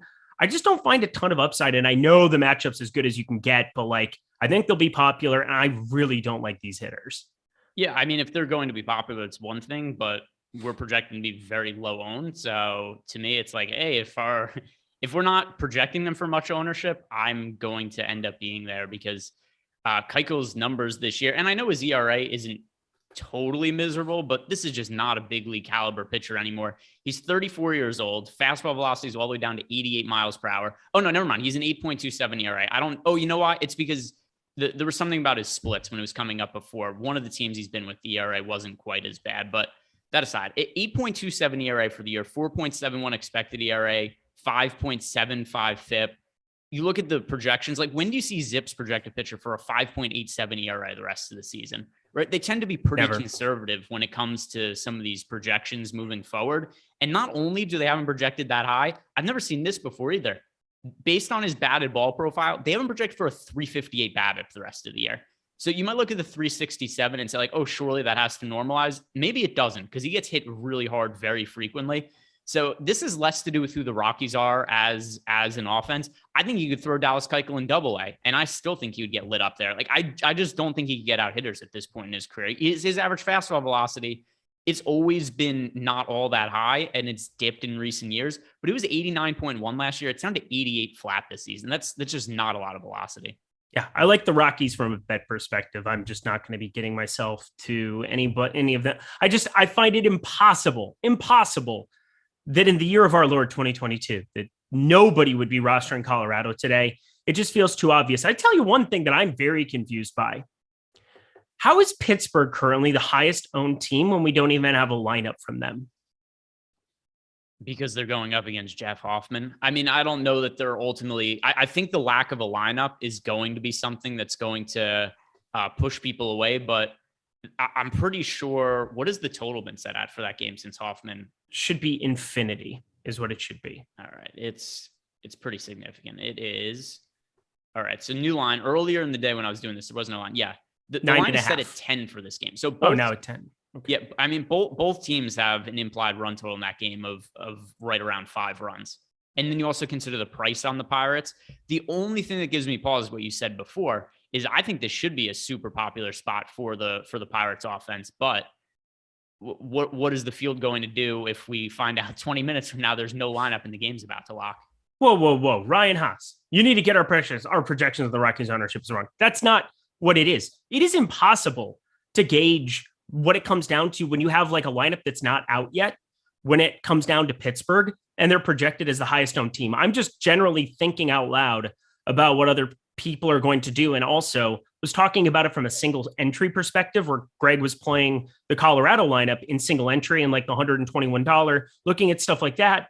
And people in that generally tend to be sharper. It tends to be a little bit of a sharper field. But what happens is the ownership is just so accentuated in certain spots. And I find it hard to believe a lot of sharp people aren't sitting down looking at what we have currently for the top stacks tool and making an informed decision to play Colorado, because that's exactly what I would do in that kind of a situation. I'm just nervous that if enough people look at that from a single entry perspective, that everybody's going to end up playing Colorado. And I just don't like their hitters. So I'll tell you, typically what you see in single entry is if you just ran projections blind, 5-man stack, whichever team ends up coming first in the optimal projection is probably the team the majority of people are playing. Yep. I mean, last night, the Dodgers ended up being half the, so we had who was it? Freddie Freeman, Trey Turner, Mookie Betts, all ended up being over 50% owned in single entry last night. As a stack, the team was like 40% owned. So you generally don't see any people in those types of fields really playing teams that are off the board, which is why that's what I like to do. And then I just root against the chalk. If the chalk doesn't do well, I'm in a pretty good spot more often than not. Yeah, Ryan. Yeah, I know you said Colorado, not Pittsburgh. I'm saying that because Pittsburgh doesn't have a lineup out yet, I'm putting some of that ownership to work towards Colorado because it just naturally makes sense to me that, like, I think Cincinnati's going to end up popular. I don't think there's any question against Bryce Wilson. They're going to end up popular. Pittsburgh, though, has not had a lineup out yet. You could legitimately be, in a lot of trouble if we get, 25 minutes from now, you don't have a lineup out or whatever it is. We're going to get that lineup, I would assume, in that time, considering it starts in 40 minutes. But it doesn't have to start in 40 minutes. It's a doubleheader game. They could push back the start time. This is why I saw somebody in chat earlier ask, why did FanDuel not include this game when DraftKings does? FanDuel doesn't include them for these particular scenarios because we've seen this happen on multiple occasions for doubleheader games. The start time could get pushed back because the teams aren't necessarily ready to play or whatever. The game could lock and there's no starting lineup for one of the teams yet, and you just have to guess who's playing. So that's why FanDuel doesn't include those situations more often than not. That's why I'm willing to embrace it because, hey, YOLO, let's go lefties from Pittsburgh in Great American Small Park in the event that I'm guessing right. And watch, they're going to end up like 20% and they're not going to be in the lineup, and it's going to be the dumbest thing I've ever done in my life. Was it good for you if other Phillies players homered? Garrett Cole would be great. All right, he just homered. There you go. Well, not for prize picks purposes, but for sports betting purposes. Yes. Okay. Well, Derek Cole just homered, and just by the way, who spells Derek that way? Derek Hall does. Darick. Yeah. It's just like people who spell Eric Erick. It's C for correct. That's it. That's the only right answer. No, but that's like spelling Eric Arick. I've seen it before. No, you haven't. Yes, I sure have. There are some insane Eric spellings. Eric? Nobody spells it that way, do they? Whatever. I don't even know what to say to that. And I'm Greg. I'm funny. Look at me be funny. It's a funny joke. But who spells? Have you really seen Eric spelled Arick? Yes, I have. Like that's the dumbest, most reasonable way that I could see it being spelled. Yeah. There's like a miscongeniality joke, Awick, where it was like AIR, like spelled like Airwick, like the actual product Airwick or something. And I think I saw somebody that joking around in college. I saw that spelling. This is turning into a Mike Lawrence story, but I promise you, I've seen that spelling. I've never seen somebody who spells their name like this because I was at the grocery store and I saw somebody was wearing a badge on his shirt and then he spelled his name and it was wrong. Which, by the way, so people in chat right now are telling me Eric Almora spells his name a certain way, but it's ARIC, not ARICK. So ARICK. Yeah, I've seen Eric ARIK. I've seen that too. Little cousin Eric. Yeah, exactly. I've seen ARYK. I've seen a lot of crazy Eric shit. And not just mine. Because I do some crazy shit. I'm crazy, baby. All right. We tried to make name spelling interesting. We brought some energy to it. If you take that out of context and just look at that to text, you'd be like, what the hell are they talking about? Yeah, it's probably not great content, but here we are. We've got Josh Winkowski on the mound here. Give me some Yankees bats at flat leverage. I get it. No Aaron Judge. That really, really sucks because, Aaron Judge is the best hitter in baseball this season just doing ridiculous things against right-handed pitching especially, but we're still getting a pretty decent lineup here. And Matt Carpenter is no slouch. 623 expected slugging, getting up at top of the order, getting some salary savings off of what a Rizzo would be, off of what a Stanton would be. And I do not believe, this is what I wanted to really bring up on why I think the Yankees are my second favorite stat to get to on this season. Look at these teams that this Winkowski character has faced so far this season. Baltimore, Oakland, Detroit, Cleveland, and the Cubbies. The Cubbies also with the win coming directly in his back to home plate too. Those are useful teams to be facing. He is not good. And if you look at his Zips and Steamer projection over on FanGraphs, holy Lord, do they expect negative regression for him? I am full bore going Yankees. How about you? So we had in our premium Discord channel just a couple of minutes ago, Rabashua asked us if we had interest in Winkowski, and I said no because the matchup is tough and he doesn't generate very many strikeouts. His numbers for the year really aren't bad, but it's also a really limited sample size. We've only seen him pitch 26 innings at the big league level. What can we really pull from that? The minor leagues, he pitched 42 innings. So if you go back to last year, though, he didn't have that great of numbers in Double-A. Over the entirety of last season at Double-A, he had a 4.14 ERA, and this was in 100 innings, 21 outings, 4.14 ERA, 4.02 FIP, 4.38 xFIP. Didn't really generate strikeouts there, which has kind of been a common occurrence for him typically when he's been in the minor leagues. So I don't think this guy is one of the worst pitchers on the slate or anything like that. I think he's probably a back-end starter, but he's going up against the Yankees. And the Yankees are a team that could do a lot of damage to any starting pitcher. We saw them do that last night to Mitch Keller and the Pirates bullpen, and then Pirates position players after that. But right now we've got the Yankees projected for 8.5% ownership, which, I mean, it's about fair to me. Like, I don't think the Yankees are a team to play 15 or 20% of lineups, but I think somewhere around 10% does make sense. Okay. I'm north of 10% for what it's worth. Also, so easy for me to get to like Carpenter plus Stanton, Carpenter plus Judge. Here we go. Pittsburgh lineup. This is what I was waiting for. Gamble leading off. Okay. Joy. Reynolds, Vogelbach, Chavez hitting cleanup. Sawinski, Cruz, Castillo, Van Meter, Perez. Shit. I've got to get some Tsutsugo out of my life because I thought for sure he was going to be playing, but I digress. He's not. Interesting lineup that we're getting from them.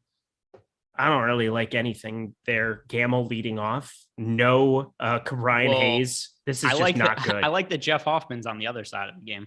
I do too, but Brian Hayes was, I mean, come on. Shit. I have so much stuff to fix. Fuck. This is just silly. So what was it? Was it just that you had Yoshi Satsugo in your lineup? I had Yoshi. I had I had Yoshi already built in. I did not have Gamble leading off. I did not have Chavez in the lineup. I had Tsutsugo. Yeah, I have no Brian Hayes. And so there's lots of weird things that just came out that I don't like. Is O'Neill Cruz there? Okay, good. He's still hitting sixth. Okay. I just expected this team to be really, really low owned. And now I really have no interest. This lineup is just horrendous. So for me, the drawback is just that they're projected for so much ownership. Like, I don't know how I could also, the ownership just went up. I don't know if you refreshed. We have them projected for nearly 20% ownership today. Yeah, like, no it's so much of the field going to this team. I get it. It's a good spot for them, but I mean, this is too much ownership. Everything has a cutoff point. And 20% of the Pirates who have a shitty offense, I get they're going up against a shitty pitcher also, but 20% is not warranted. Eric Meltdown incoming. No meltdown. Cancel the show. Don't cancel the show. Why would you do any of these things? I can say the F word if I want to one time. I could say it 2 times if I wanted to. I just don't want to. This is listen, Eric, we don't talk about those types of things on this show. This is kid friendly, right? PC. I do what I want. Whoa. All right, Rebel. Like, you won't catch me saying anything. I have a madly successful VOD. Look at me. I talk sports betting as a professional. Look at me. If I have to start getting texts from Eric about how he's the best baseball VOD on the Odd Chopper channel, which is correct information, by the way, I can't push back against it. But if I start getting those texts, I'll just put this. I might start having more Zoom issues randomly before shows. All right, good. As long as the viewership is slowly declining from your show right now. Oh, Tigers. All right. Yeah, no, we have over 750 people. Hit the like button if you like my antics. Hit the like button if you don't. Let's continue on, shall we? Other teams to get to. The Dodgers. Nice to see them again here. I always find it funny when a team goes from being like mega chalk the day before. And Mark Leiter Jr. is serviceable, but like now we're going to get like a very slightly negatively leveraged Dodgers team when it's very easy to just be like, all right, I'm not going to play bets. I'm going to play other pieces. And then I have a pretty positively leveraged lineup instantly by doing such things. Sure, Mookie Betts, I still want to get some pieces of them, but this Dodgers team went from mega chalk yesterday and failing to like being disregarded for the amount of talent that they have. If you trim Pittsburgh and Cincinnati in that entire game and you hope it doesn't completely shoot out, you can pretty much do whatever else you want. I talked about the Yankees being 2 for me. Dodgers are 3. Greg, I'm curious. who are the other teams that you like to get to that aren't Colorado? Yeah. So for starters, if I'm undercut, and are we saying like which teams am I overweight to? Because I think the Yankees make a lot of sense. I think the Braves make a lot of sense, but they're more or less appropriately owned. These are teams that are projected for 10 and 8% ownership. More or less makes sense to me. In terms of teams to be overweight to, though, one team that I am definitely eyeing a little bit here is the Toronto Blue Jays going up against Marco Gonzalez. Sure, at one of these days, the Blue Jays have to come through against a shitty pitcher, no? Do they? Eventually? Do they? I don't know. I think so. I think it's time. God, Brian Hayes, stop showing up in lineups. What is going on? All right, continue on. Sorry. What's that's no good? God, I just have like something going on with, because I bring it over to this Excel spreadsheet and then the spreadsheet shuts down and then Brian Hayes shows back up again. Okay. He's not in the lineup. I don't want that. That would be bad. I like zeros. Yeah. We know. I don't like zeros. Oh, was that a no? That better not have been a wife joke. Listen, I'm more into fours. If we're being honest here, that's really my ballpark. I got a 10 who puts makeup on my face before shows. Again, nobody knows the story. Continue on. I like that you could just tease it forever. If you guys really want to hear why Eric's wearing makeup, which there's been a 3-day buildup to a very boring story at this point. But if you guys want to hear why Eric is wearing makeup, you got to like the video. You got to subscribe to the YouTube channel. Maybe even sign up for a subscription over at Stokastic.com. Like all of these things are different things that you guys could do to find out why Eric Lindquist wears makeup on shows now. But you can only do it. Well, how many likes do we have to get to? A lot. And it doesn't rhyme with Henital Horts, by the way. So stop saying that. Let's get over 450 today. Can we get over? So I said 550 the other day. We didn't quite get there. We got to like 460. I think 450 is the barometer again. If you guys can get up and over that number, all systems go. I will tell the story finally. We're only at 276. We're not going to get to 450. There's no way. Well, we could. Depends how bad the people want it. How bad you want it, people.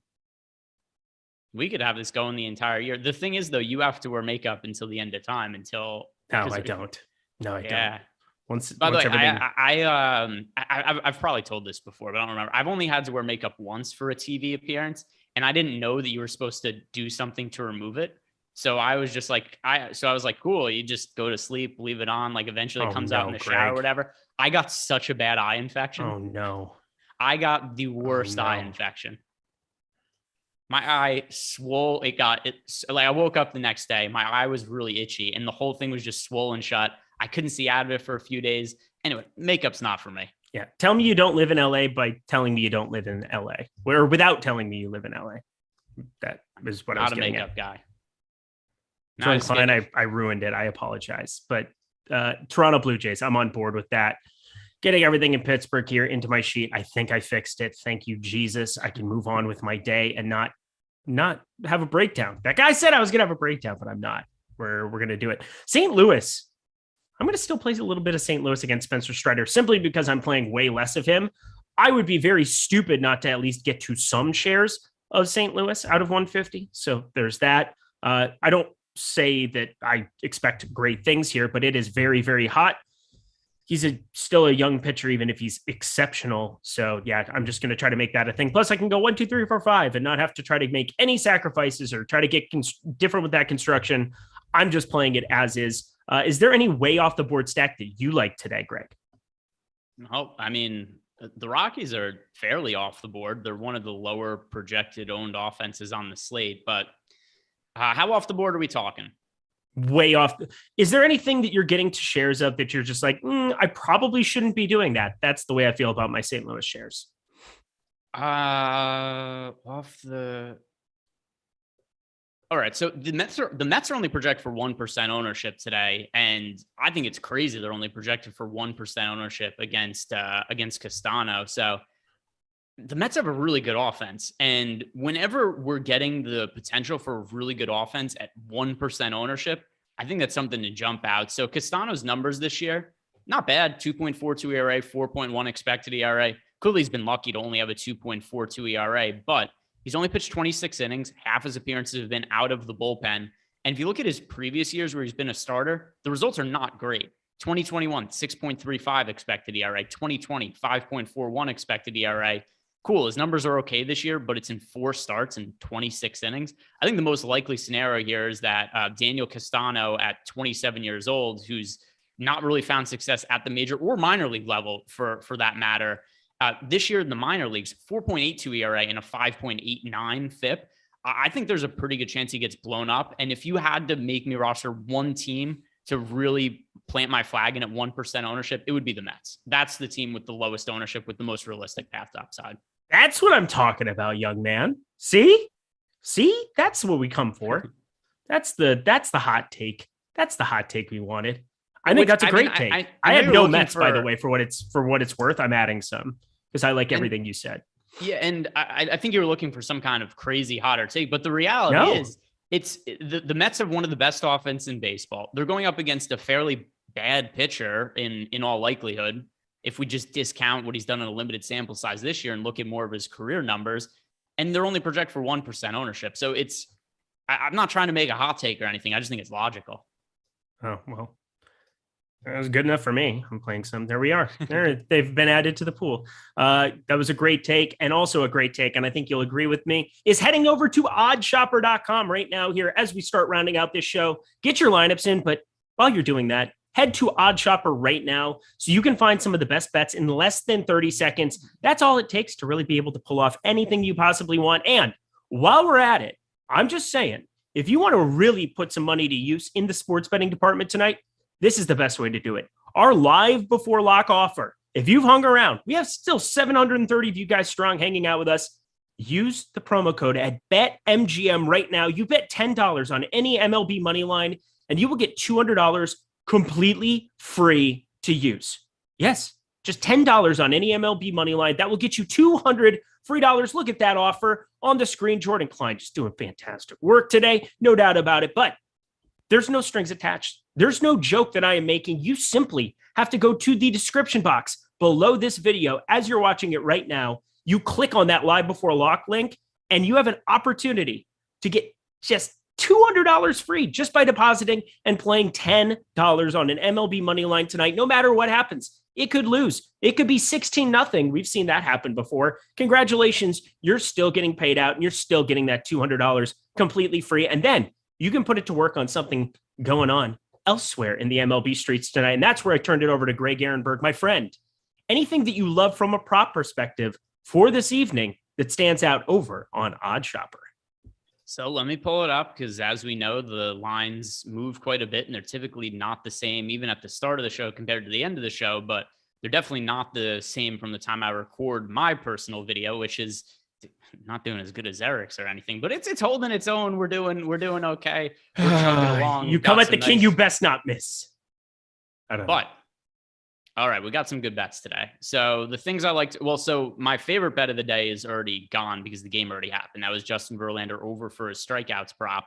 It's true. Got a pretty favorable looking projection here on Jared Walsh to homer today, and Shohei Ohtani for that matter. So Shohei Ohtani, that was my hot dong pick of the day earlier.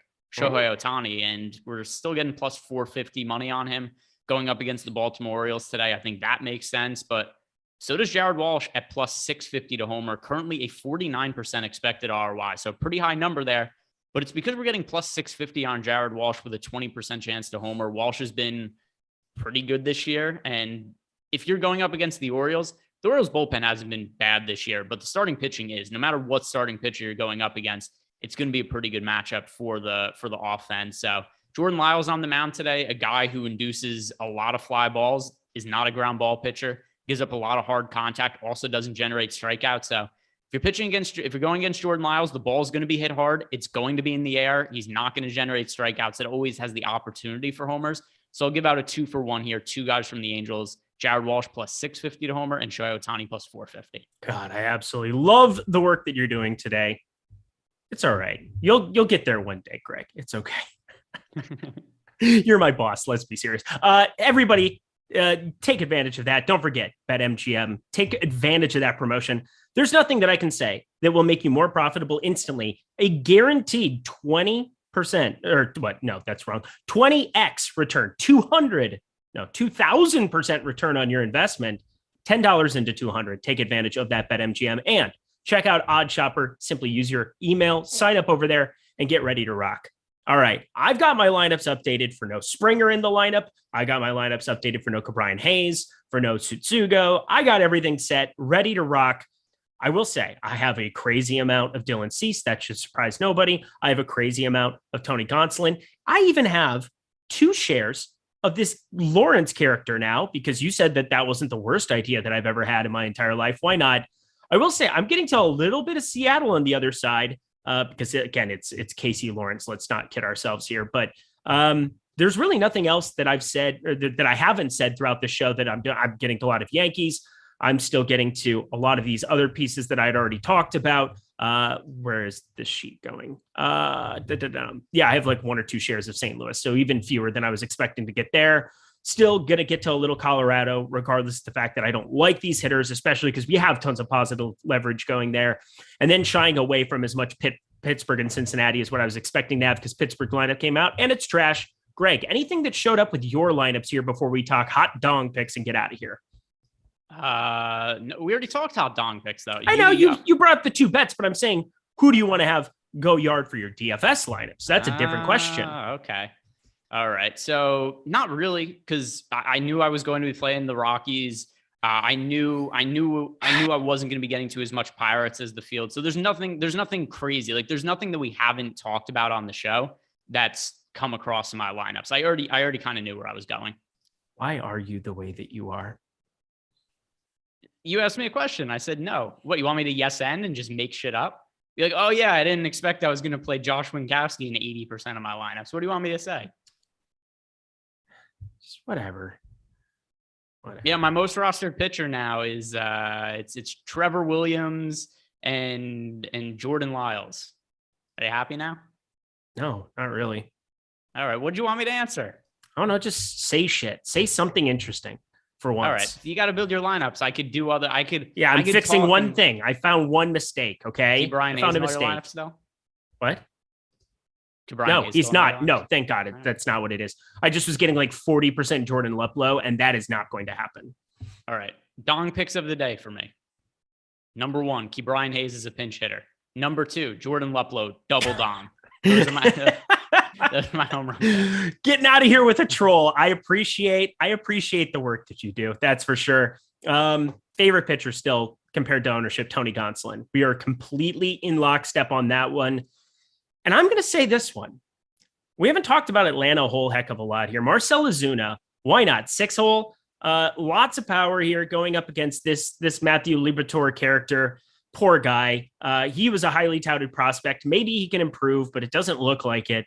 He's just not very good. And I just like getting to all these righties, specifically 6-hole Marcell Ozuna. I think this entire Atlanta team, there's viability, but he's going to be the one guy that it just seems like is going a little bit under the radar compared to Riley, compared to Acuna, compared to the normal guys you might want to get yourself to. So that is going to be it for me. I get it. There's a little negative leverage on Atlanta, but you get a guy like Ozuna, a guy like Harris into the lineups, and you're going to be all set.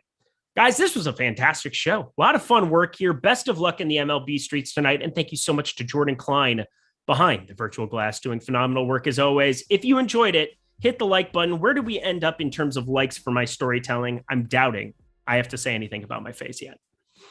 Like, not even close. No. How many likes? 310. Nope. 310. It's all right. You guys guys tried. 40 short.